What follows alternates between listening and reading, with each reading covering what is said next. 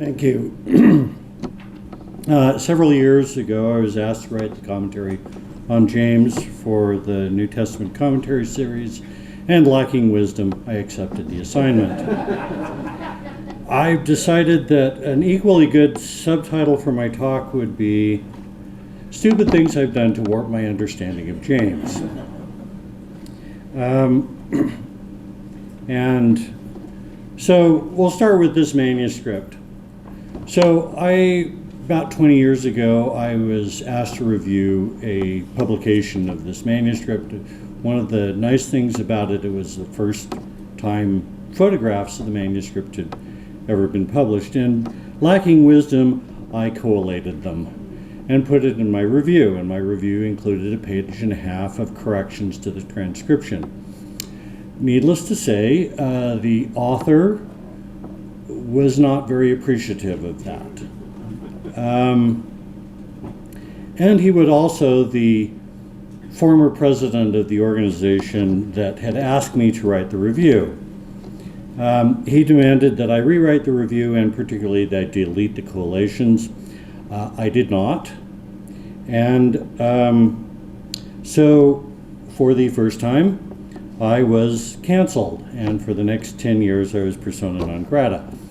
So one of the things I've learned repeatedly is that authors get really upset if you collate the manuscript. So when I was asked to do the commentary of James for the New Testament commentary, still having learned nothing and still lacking wisdom, I decided to collate the text again.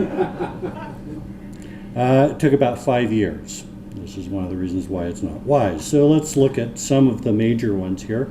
This is the first page of James in Sinaiticus. This is the first one in Vaticanus. This is the first one in Alexandrinus, and if you note on the left-hand side, that's the end of the book of Acts. James comes immediately after Acts in Alexandrinus. And then I had also included things like the Oxyrhynchus papyrus. Now you've heard about New Testament papyri. This is one of them, and you have the flip side, and that's part of James chapter 2, but that's it. That's all we have of that manuscript. So, let me tell you some of the things I've learned, and most of these statistics are just the first chapter of James, a mere 27 verses. First thing is the scribes were terrible spellers.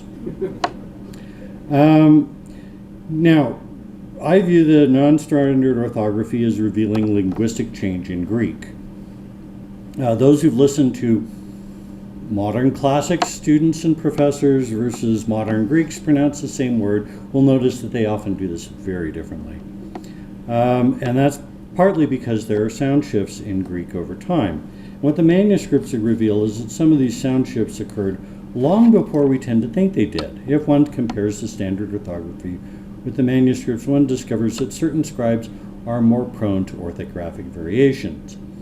For example, around the time that the New Testament was being written, the distinction between the pronunciation of epsilon iota and iota was beginning to disappear. In modern Greek, there's no distinction. Thus, in the first chapter of James, the scribe of Sinaiticus has written iota 18 times for the standard epsilon iota. By comparison, Alexandrinus has done this 2 times and Vaticanus only once. And the reverse situation is also true, with a slight variation here. Here, Vaticanus writes this 6 times, Sinaiticus writes it 3 times, and Alexandrinus does this once, and this is in the first chapter. And this also happens with alpha, epsilon, with epsilon and alpha iota. So Alexandrinus writes epsilon for alpha iota 3 times, Sinaiticus twice, and Vaticanus twice. And the reverse, only Sinaiticus writes alpha iota for epsilon.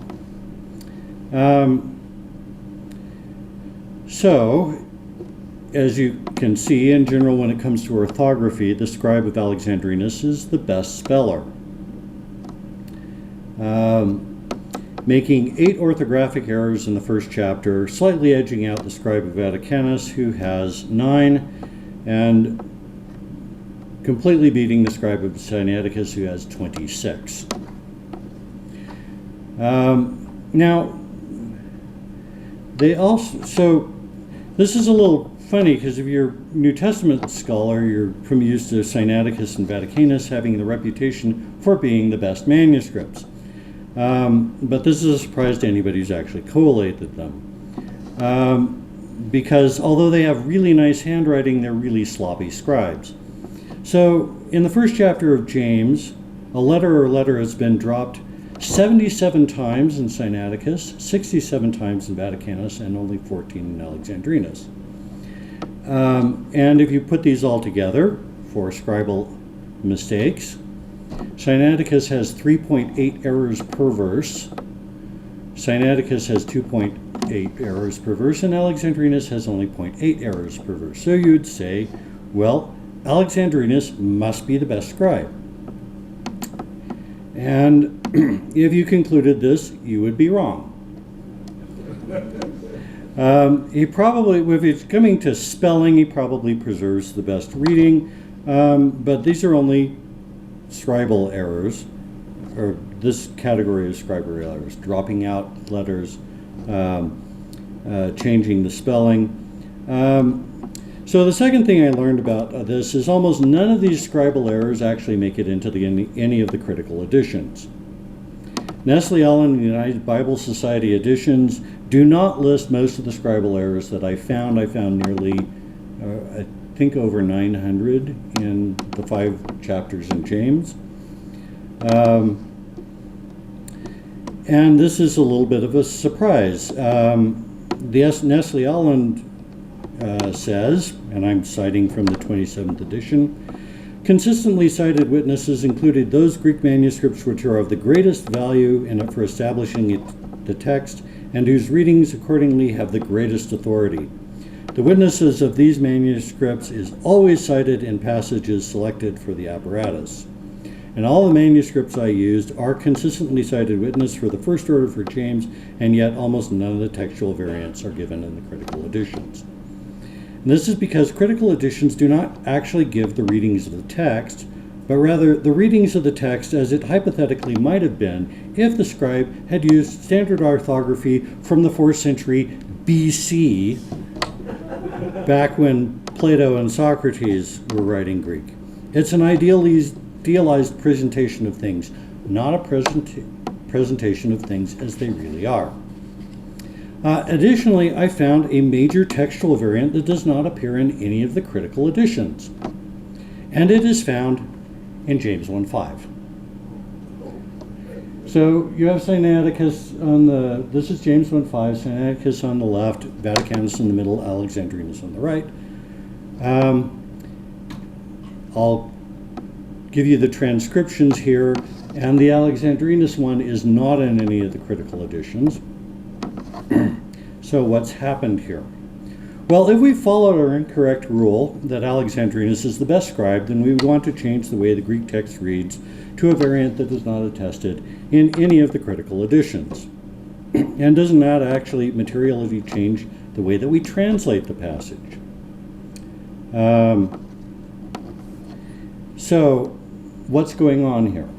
So this is an interesting, what you have is a change in the placement of the attribute. So Sinaiticus and Vaticanus have the attributive participle before the noun separated from its adjuncts. Now this is attested in classical Greek, but is unusual and awkward in Koine Greek, which usually includes the adjunct with the participle between the article and the noun. So compare these examples. So this is what you normally find. So the first one, you have the participle following the noun and the adjuncts attached to the participle afterwards. Second one, you have again, you have no noun, but you have the participle used as a noun and the adjuncts following it. Or you have the third example, which the adjuncts for the participle are placed in between the definite article and the following participle. So Alexandrinus has rearranged the syntax by moving the attributive participle after the noun preceded by a repetition of the article and followed by its adjuncts. The scribe has normalized the text to match standard Greek at the time of the scribe. But this is not what James wrote.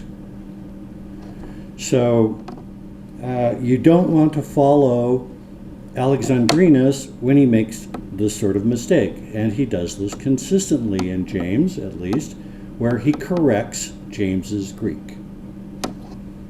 So it's always interesting to look at these variants that Alexandrinus pops up because you know that there's something going on in the Greek. Now, so you don't have a best manuscript here. And so what's happening with this syntax? This is an unusual syntactic construction even for its own time. Where did James get it from? It's not the sort of construction that appears in a Semitic language. It's an example of hyperbaton, which is a rhetorical affectation, and according to ancient rhetoricians, it was normally considered a poor use of language and should be avoided unless it is elegant. James seems to have thought it was. The scribe of Alexandrinus seems to have thought it was not. So where did it come from? Well, it does show up in classical Greek. Where would he get that from? Well, part of the standard education in Greek in that time was typical to read the first 6 books of Homer's Iliad. But this is not specifically Homeric from that example. Where James does follow Homeric idiom is in James 1:6, where he uses the verb eoiken, to be like, and this is rare in the Septuagint. It's only used twice, both times in the 6th chapter of Job, and never, besides James, in the New Testament. New Testament authors use the expression homoiosestin or homoiomai, to be like, but James does not use this expression at all. He reaches for the Homeric one. So these are hints that James has some literary aspiration and at least some Greek education. Where did he get it from? We'll come back to that. Now, some scholars write commentaries, apparently, by sifting through available commentaries, picking what they like and adding their own thoughts to it. Lacking wisdom, I'm using a different approach. So I look at ancient inscriptions, and this one comes from Kuntilat Adrud, which you can see is located in central Sinai, just across the border. A funny story there, which I don't have time for. But they found this inscription. This is Kuntilat Adrud's Pithos B. It contains, from right to left, an abecedary, a model letter, over the figures in the middle, a proverb. This is all part of an ancient Israelite scribal education. This is 8th century, and their interest here is the proverb, which says, "If a man petitions, then Jehovah will give to him according to his desire," which is an echo of James, or is echoed in James. And this also is reflected in ancient biography. This is the Panamua inscription, which is in the Pergamon Museum. And Panamua says, "Whatsoever I shall ask from my gods, they will give me." And this is also 8th century. So it comes from the site of Sinchirli, which is in modern Turkey. And it's an autobiography of Panamua I, the king of Yadi, which is also known as Samal. So it's a widespread proverb from the time of Isaiah. And it's also similar things show up in the Old Testament, going back at least to the mother of the prophet of Samuel. But my favorite one is in the Psalms. It's God talking, "Ask from me and I will give." More importantly, the thought reflects the teachings of Jesus. Ask and it shall be given you. Seek and ye shall find. Knock and it shall be opened unto you. And whatever you ask the Father in my name, he will give it to you.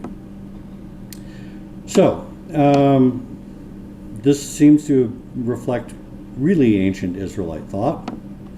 Now, generally, we look at Greek versions of the biblical text, and lacking wisdom, however, I've looked at some other versions as well.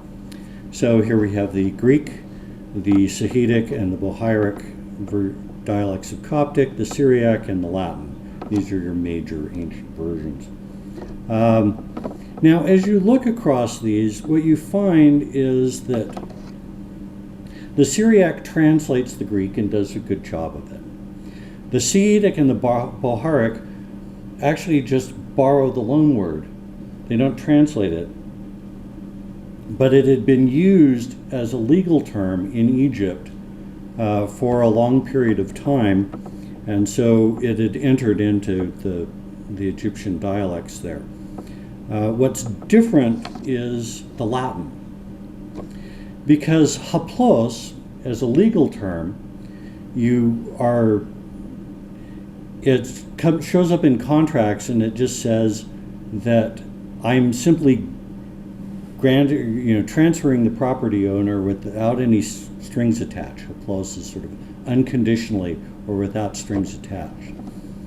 Jerome doesn't translate it that way in the Vulgate. Now, there was an earlier Old Italic version into Latin of the New Testament and of the Bible, but it doesn't survive for James. So all we have is the Latin.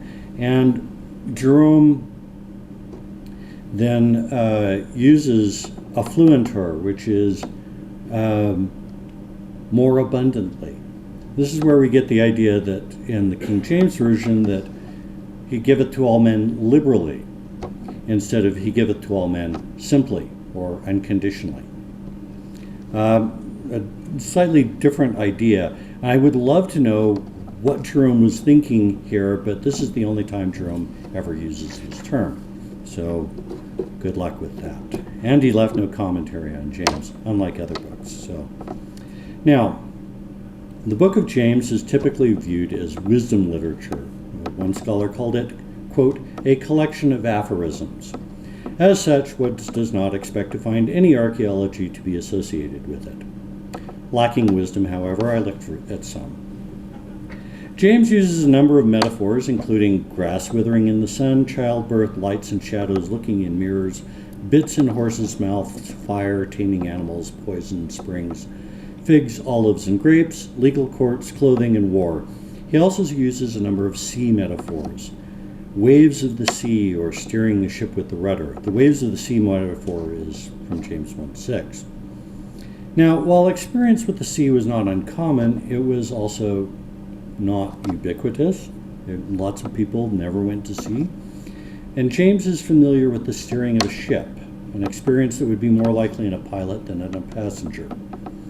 And the term for rudder, pedalion, that James uses, because he compares it to the tongue, is in the singular. But most Greek ships had a pair of rudders, and hence is used in the plural of a singular ship. So, and among Greek seagoing vessels, the pedalion denotes a quarter rudder. During ancient times, quarter rudders were mounted on one or both sterns, and these rudders have the appearance of large oars that are commonly but incorrectly called steering oars. In the Odyssey, depicted here, Odysseus equips his quickly built ship with only a single pedalion, which would normally suggest the improvised nature of his craft. But in this particular case, this is with the full ship, and you notice on the right-hand side, the two quarter rudders. They also show up here on the left-hand side in this other Greek crater. Here we have a mosaic, and you can see down at the bottom on the right is another pair of quarter rudders, or this fresco, where you have some very clear quarter rudders at the end. Quarter rudders were more maneuverable, and craft that carried only one quarter rudder were probably small and rarely sailed far out to sea.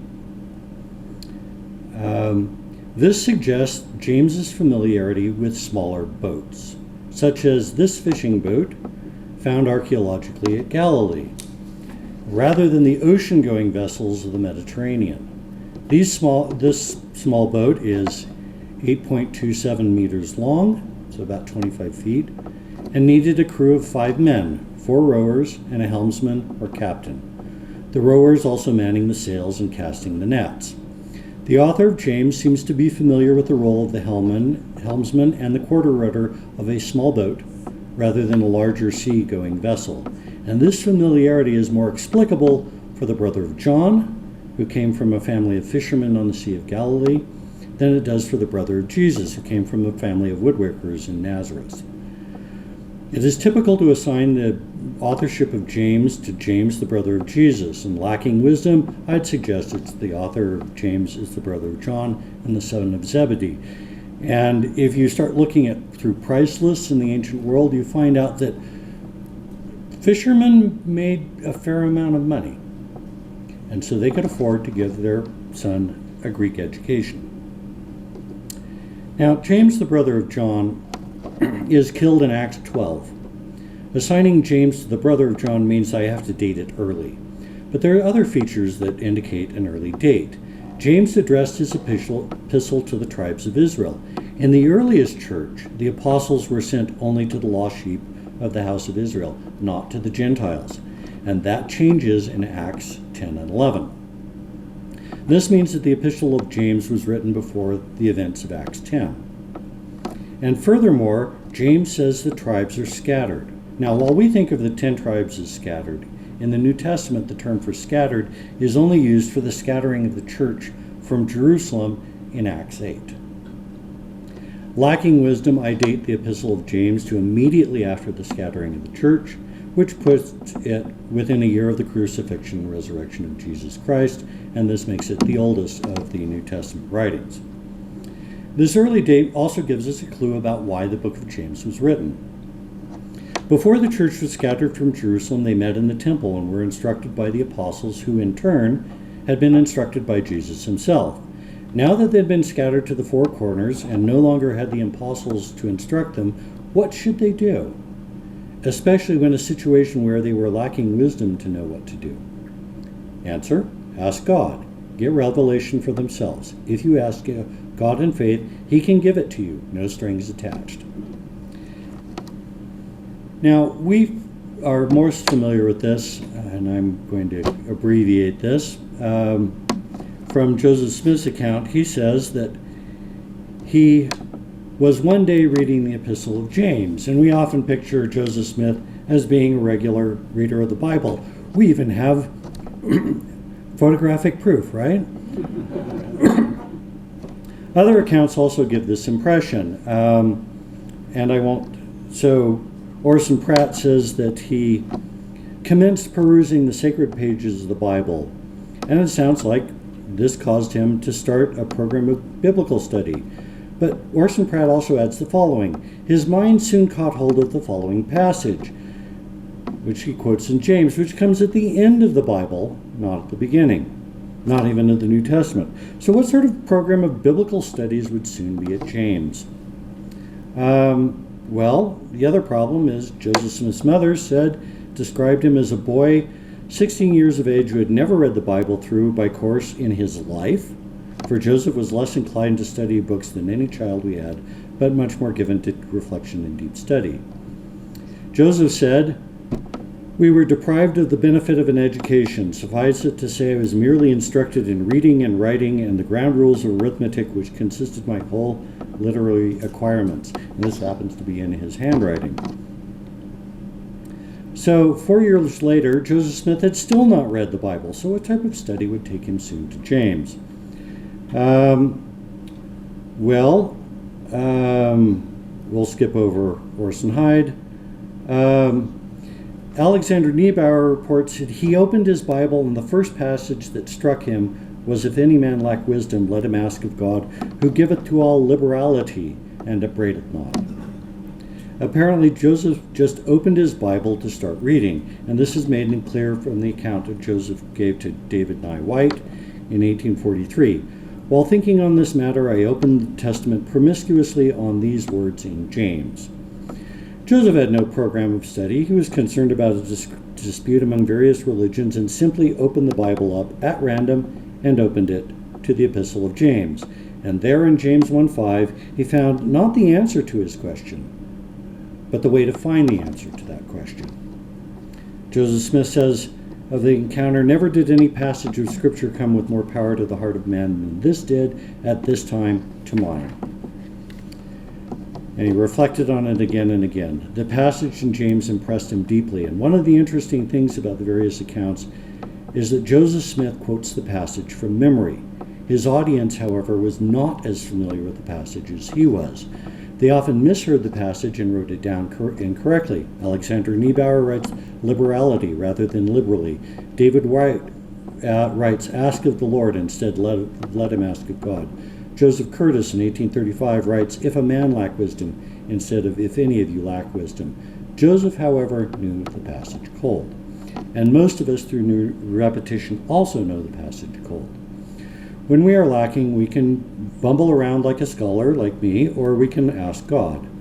As President Nelson warned us, in the coming days it will not be possible to survive spiritually without the guiding, directing, comforting, and constant influence of the Holy Ghost.